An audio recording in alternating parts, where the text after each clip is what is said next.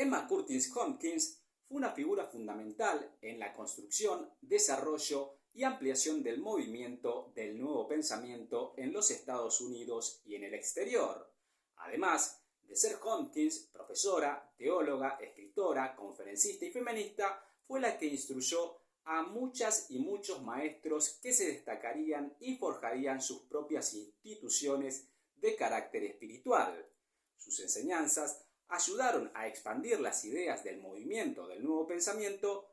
de donde surgieron maestros como Charles y Myrtle Fillmore, fundadores de Unity, Marinda Cramer, quien le daría forma a la ciencia divina, junto a Nona Brooks y sus hermanas, quienes fundarían la Iglesia de la Ciencia Divina, o Ernest Holmes, con su Escuela de las Ciencias Religiosas. De joven, tuvo una sanación siguiendo las ideas de Mary Baker Eddy, fundadora de la ciencia cristiana, logrando curarse de una afección respiratoria para luego estudiar en su instituto metafísico, donde trabajó durante un tiempo, pero debido a diferencias conceptuales con la señora Eddy,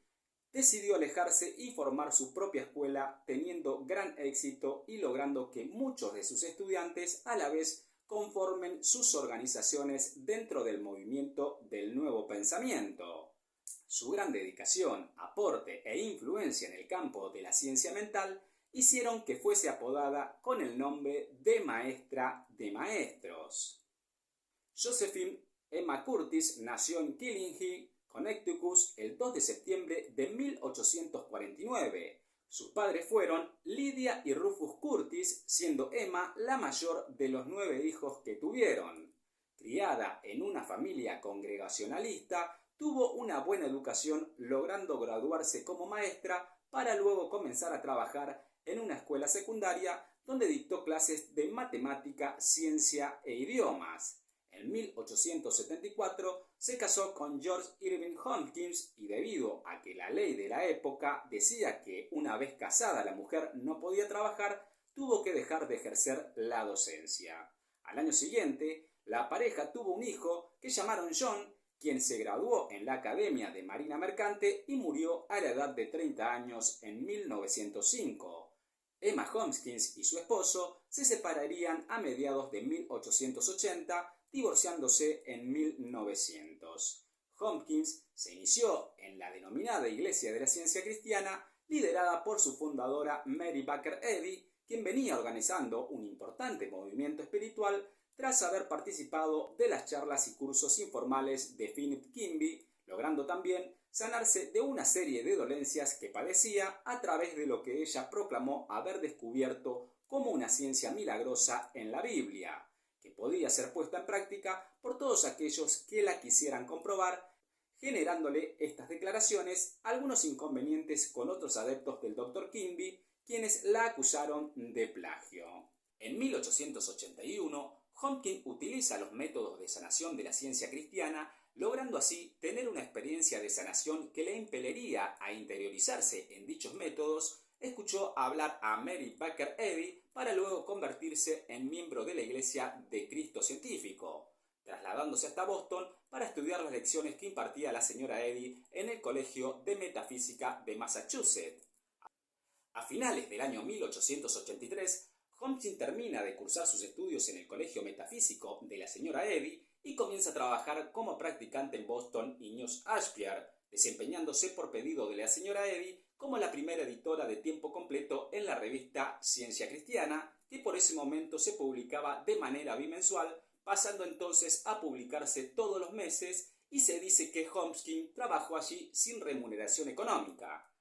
Al año siguiente sería relevada de ese cargo debido aparentemente por haber escrito una editorial donde decía que la señora Eddy no era la única escritora y maestra espiritual para estudiar. Al parecer, Emma Curtis Hopkins tenía ideas más abiertas a estudiar otras corrientes filosóficas como el budismo, el hinduismo o el islam. Durante este periodo comienzan a generarse algunas rispideces entre Hopkins y la señora Eddy, y mientras estas desavenencias se acentuaban entre ambas, Hopkins conoce y se hace amiga de una de sus compañeras de estudio llamada Mary Plunkett, una estudiante que anteriormente había estudiado con A. J. Schwartz en Chicago, quien también se desempeñaba en la ciencia de la mente y que era oponente a la señora Eddy. Plunken, que también tenía diferencias con la señora Eddy, comienza a tratar de convencer a Hopkins para oponerse a su maestra. Ante esta situación advertida por la señora Eddy, es ella misma quien decide apartarla de la editorial de la revista, siendo su asistente quien le informa a Hopkins que debía abandonar su habitación en el Colegio Metafísico de Massachusetts.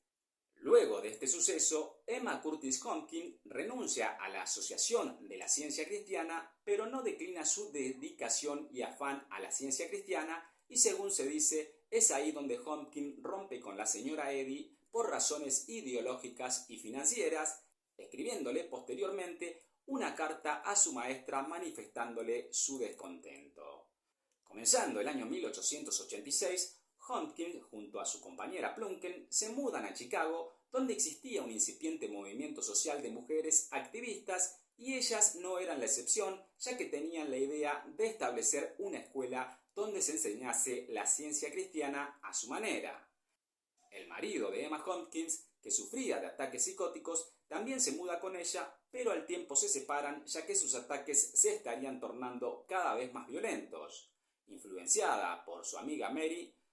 Emma Curtis Hopkins finalmente se une a la revista Diario de Cura Mental, liderada por A.J. Swart.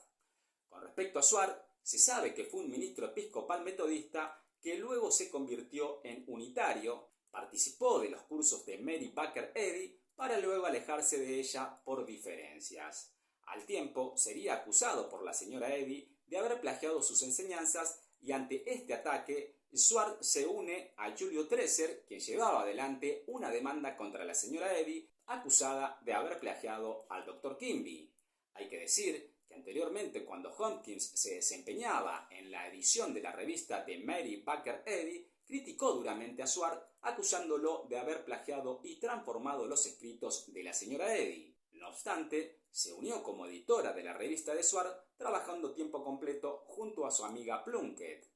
El primer curso dictado contaba con 37 estudiantes, y entre ellos se encontraban la periodista y escritora Helen Wilmans y Kate Bingham, quienes posteriormente contribuirían a la gestación del movimiento de la ciencia divina. Esos primeros graduados de 1886 formarían la Asociación Metafísica de Hopkins, que crecería en número y evolucionaría hasta convertirse en la primera asociación organizada del movimiento del nuevo pensamiento en los Estados Unidos. Hopkins alentó a sus adeptos graduados a hacer suyas estas ideas y a enseñar estos principios para ellos mismos y la humanidad. Una vez culminado el curso de Hopkins, sus estudiantes graduados se organizaron como una estructura religiosa y se abocaron a enseñar y difundir los principios de la ciencia cristiana por todas las regiones de los Estados Unidos, expandiéndose luego a Gran Bretaña y Nueva Zelanda. Frances Lord fue la primera alumna de Hopkins en sistematizar y transmitir los principios filosóficos de prosperidad de la ciencia cristiana de Hopkins en el movimiento del nuevo pensamiento a finales de 1887, y mientras sus ideas se iban expandiendo, se sumaron cerca de 20 asociaciones más que se afiliaron al colegio de Hopkins. La mayoría de los graduados eran mujeres, quienes se organizaron y viajaron en tren por todo el país como misioneras, estableciendo sus centros de la verdad y teniendo su sede central en el sur de Chicago, en un edificio que fue comprado ese mismo año. Esta asociación, liderada por Hopkins, sirvió como centro teológico para llevar adelante sus actividades religiosas. Debemos aclarar que Hopkins no fundó iglesias, ya que ella pensaba que los enfermos del mundo eran su iglesia. Sin embargo, sus adeptos ordenados en la ciencia cristiana fueron los que iniciaron centros, casas e iglesias donde se impartían estas enseñanzas. Recordemos que, por ese entonces, se venía gestando un importante movimiento de mujeres que velaban por sus derechos, y Hopkins pretendía que sean las mujeres precisamente quienes llevaran adelante sus instituciones. A su vez, también crecían otros centros de enseñanzas de la ciencia cristiana lideradas por opositores a Mary Baker Eddy, quienes establecieron sus propios métodos de curación, generando así fricciones respecto al término ciencia cristiana, que era utilizado por esa época de forma genérica, pero que fue utilizado por primera vez por la señora Eddy. Mientras el nombre de Hopkins tomaba connotación a nivel nacional por su actividad social, fue invitado a dar conferencias en San Francisco, Milwaukee y Nueva York, donde profesaba acerca de la curación a través de la mente, la teología de un Dios monista e impersonal, rechazando las creencias tradicionales respecto al pecado y argumentando que las fallas humanas eran simplemente errores espirituales que podían ser modificados. Otra de las que se unió por un tiempo al equipo de Hopkins y Plunkett fue Ursula Hestefeld, quien fuera también una de las mejores alumnas de la señora Eddy, pero que fue excluida por haber publicado un libro titulado Declaración de la Ciencia Cristiana, que, si bien le daba el crédito a la señora Eddy como fundadora, a ella no le cayó del todo bien y la denunció en su revista Ciencia Cristiana. Ante este ataque, Úrsula le respondió escribiéndole un folleto incisivo contra los modales de la señora Eddy. Al año siguiente, en 1888, Hopkins publica su primer trabajo llamado Lecciones de clase, basadas en las enseñanzas de la señora Eddy, pero con las modificaciones que ella creía necesarias para un mejor entendimiento de sus estudiantes. Con respecto a estas lecciones, que fueron corregidas por Hopkins mientras las enseñaba, posteriormente fue titulada como 12 lecciones de espiritualidad en su libro Práctica Mental Científica.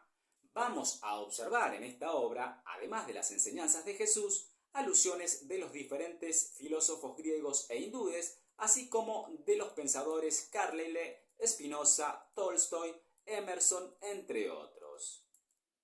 En esta muy vivificante obra, Hopkins propone la idea de 12 doctrinas con las cuales Jesucristo enseñó, alegando que estas 12 lecciones tienen que, al igual que un diamante, ser pulidas por completo para que brillen, expresen su sabiduría y se manifiesten. A medida que vayamos incorporando estas lecciones en nuestras formas de pensar, iremos puliendo nuestro carácter y sintiendo la satisfacción que viene a través de la mente y el pensamiento correcto, comprendiendo que el alma es una emanación del alma universal y tiene participación de la naturaleza divina. En su exégesis, Hopkins plantea que Dios es espíritu, sustancia e inteligencia, siendo un principio de salud, vida, verdad, omnipotencia, omnisciencia y omnipresencia. La declaración del ser es que en el espíritu no hay enfermedad, ni dolor, ni pobreza, ni infelicidad, y que al estudiar la ciencia del espíritu, que es mente,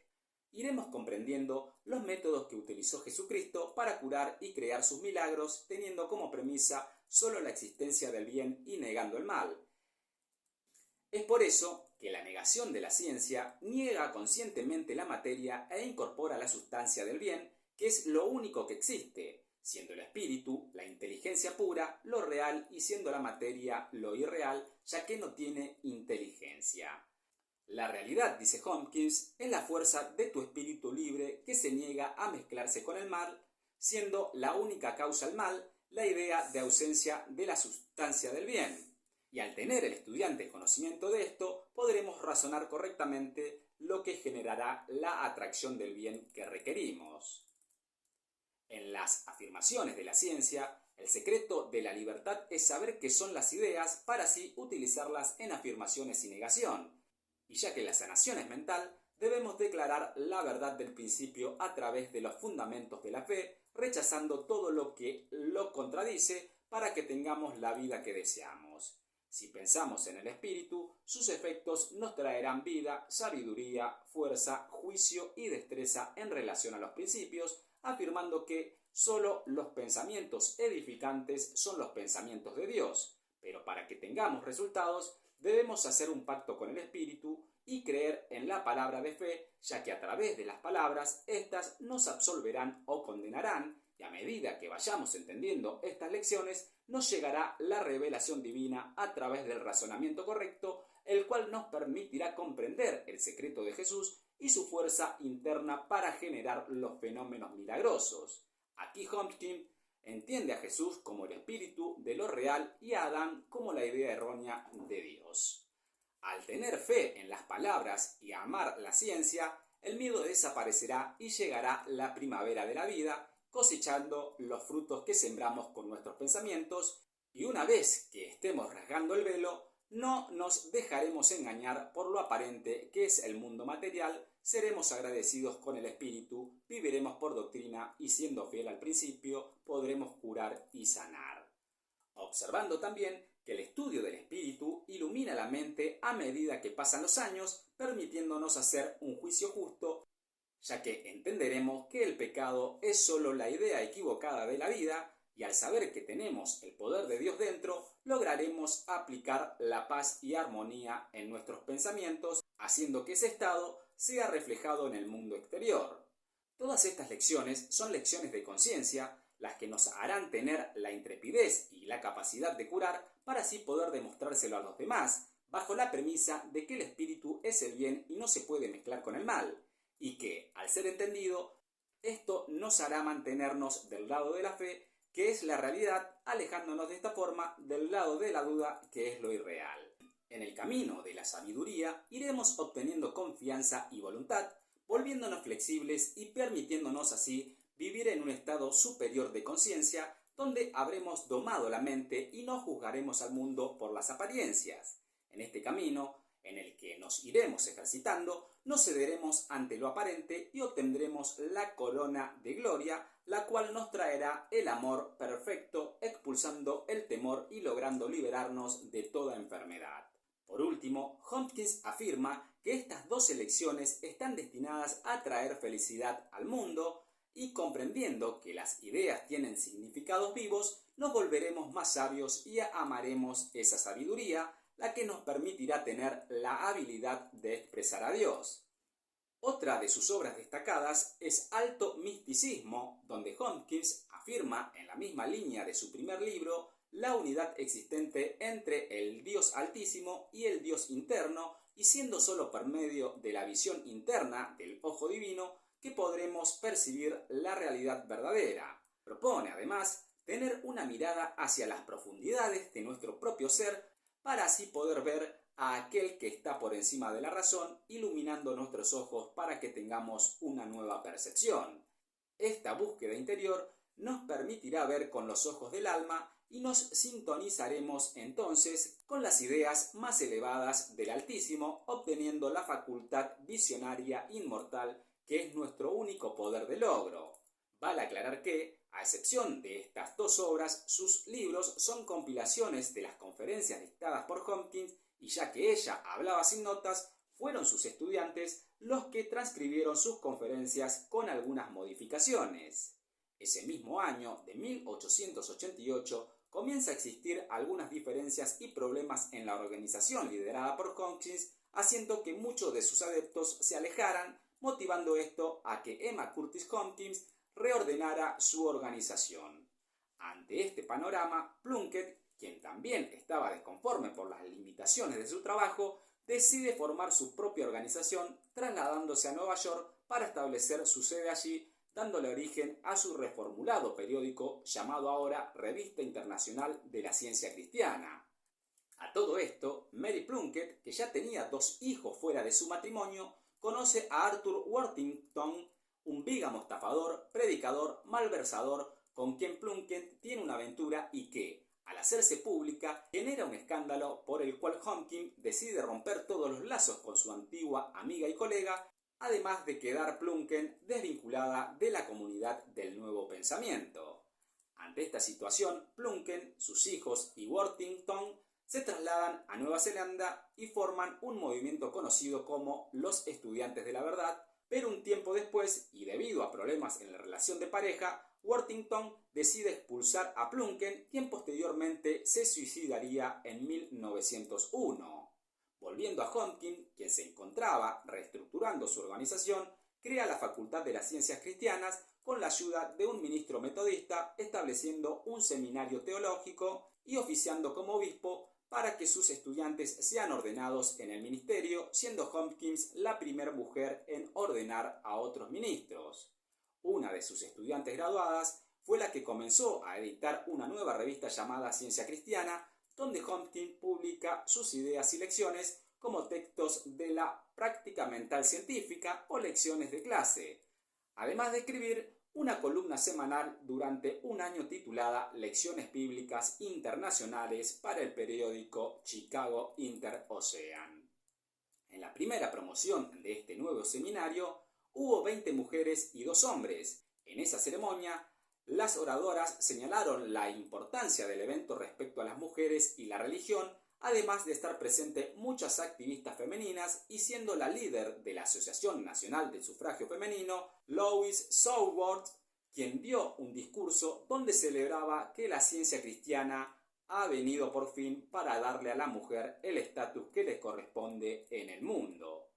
El éxito de la Facultad de Hopkins logró que 111 estudiantes se graduaran en su seminario durante los siguientes años, promoviendo la fundación de iglesias del nuevo pensamiento y centros de la verdad, y ante estos logros se ganó el apodo de maestra de maestros. Para el año 1890, y debido a los conflictos generados con la señora Eddy, Hopkins y sus discípulos dejarían de utilizar el término ciencia cristiana. 3 años después, Hopkins había capacitado a más de 350 estudiantes y más de 100 fueron ordenados al ministerio, teniendo entre sus filas a personalidades como la escritora Annie Ricks Millet, fundadora del Hogar de la Verdad. Los cursos básicos eran dictados por profesores y las clases de teología y ministerio práctico eran impartidas por la propia Hopkins. Posteriormente, muchos de sus estudiantes formaron sus propias organizaciones independientes, modificando y renovando, según entendían, la teología aprendida en el Instituto de Hopkins. De entre estos muchos estudiantes se destacan figuras como Charles y Myrtle Fillmore, fundadores de la organización espiritual Unity, Malinda Cramer y Nona Brooks, quienes oficializaron la ciencia divina, la escritora Harriet Emily Cady y el fundador de las ciencias religiosas Ernest Holmes. En 1882, los adeptos de Emma Curtis Hopkins fundan la Asociación Internacional de Ciencias Divinas y un año después es galardonada con un stand en el pabellón de mujeres de la Feria Mundial de Chicago en reconocimiento a su fuerte apoyo a los movimientos feministas. Para el año 1894, las diversas escuelas diseminadas por todo el territorio estadounidense crecían en estructura y nuevos métodos de formación, y viendo Hopkins que su tarea estaba cumplida, decide cerrar su institución, vende el edificio donde funcionaba su instituto y se muda a Nueva York, donde se instala en una suite en un hotel en Manhattan. Allí enseñó a personalidades destacadas como la defensora de los derechos nativos en los Estados Unidos Mabel Togan Loan, el periodista Hudson Atwood y la artista Nate Boyce, entre otros tantos escritores que luchaban por mejores condiciones para los pueblos minoritarios. También aleccionó a Elizabeth Duncan, la hermana mayor de la reconocida bailarina Isadora Duncan, vinculándose y apoyando la escuela de danza progresiva para niños, quienes abogaban por los derechos de los nativos americanos, y siendo Emily Hapgood una de sus alumnas quien presentó por primera vez en Broadway una compañía de teatro integrada por personas de tez negra. Durante este periodo, Hopkins, además de dar sesiones de sanación individual, dio muchas conferencias y en los veranos se trasladaba a Connecticut, donde su familia tenía una granja.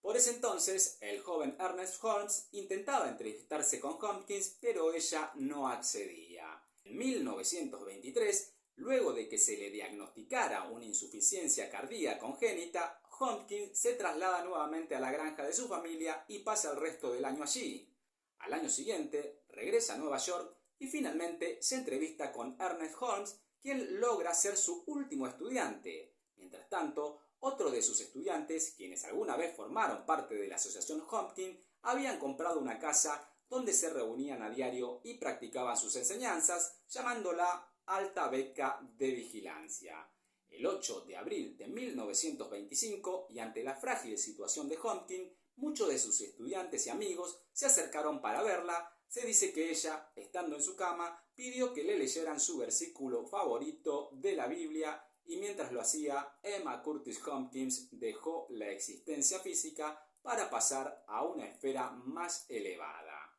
Su misión estaba cumplida, su objetivo, como lo diría ella misma, fue poseer lo menos posible y mediante el servicio a los demás, poder que su fuente divina fuese su suministro y protección. Posteriormente, su hermana Estelle Carpentel y sus estudiantes más cercanos continuaron con su trabajo bajo el nombre de Comunión de Alta Vigilancia, quienes también llevarían el legado de la maestra de maestros Emma Curtis Hopkins.